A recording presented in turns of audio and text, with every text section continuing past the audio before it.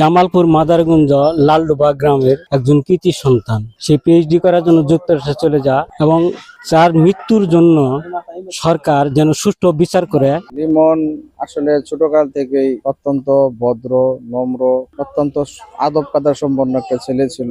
ওর জীবনে আসলে ছোটকাল থেকে সে সব পরীক্ষায় ভালো রেজাল্ট করতো এবং খুবই প্রচন্ড মেধাবী একটি ছেলে ছিল। আমেরিকা চলে গেছিল মেধার জোরেই। আল্লাহ তাআলা তাকে এরকম একটা বিপদে ফেলবে বা তার পরিবার কেমন একটা মুসিবতের ভিতরে ফেলবে, এত কষ্টের ভিতরে, এটা আসলে আমরা কেউ কখনো কল্পনা করিনি, ভাবি নাই যে তার এরকম বিপদ হবে। তা লিমন এই দেশের একটা সম্পদ ছিল। লিমন এই জাতির জন্য অনেক কিছু করতে পারতো। তার এই মেধা দিয়া আল্লাহ পাক তাকে নিয়ে গেছে। আমরা সবাই তার জন্য দোয়া করি আল্লাহ পাক যেন পরপরে তাকে ভালো রাখে এবং তার পরিবার পরিজন যেন এই সুখ বেদনা সইবার তৌফিক দান করে আল্লাহ তাআলা, যে সবসময় এই দোয়া করি। যে হত্যাকাণ্ড ঘটাইছে আমরা তার সর্বোচ্চ শাস্তি মৃত্যুদণ্ড দাবি করি।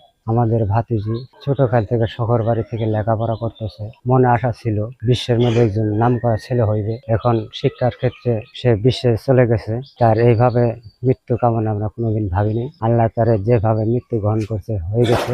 তারপরও মানুষের মাধ্যমে যখন মৃত্যু ঘটে গেল, দেশবাসীর কাছে বিচার চাই এবং বিশ্ববাসীর কাছে বিচার চাই। লিমন নামের ছেলেটা খুব মেধাবী ছিল, ছোট থাকতে দেখছি।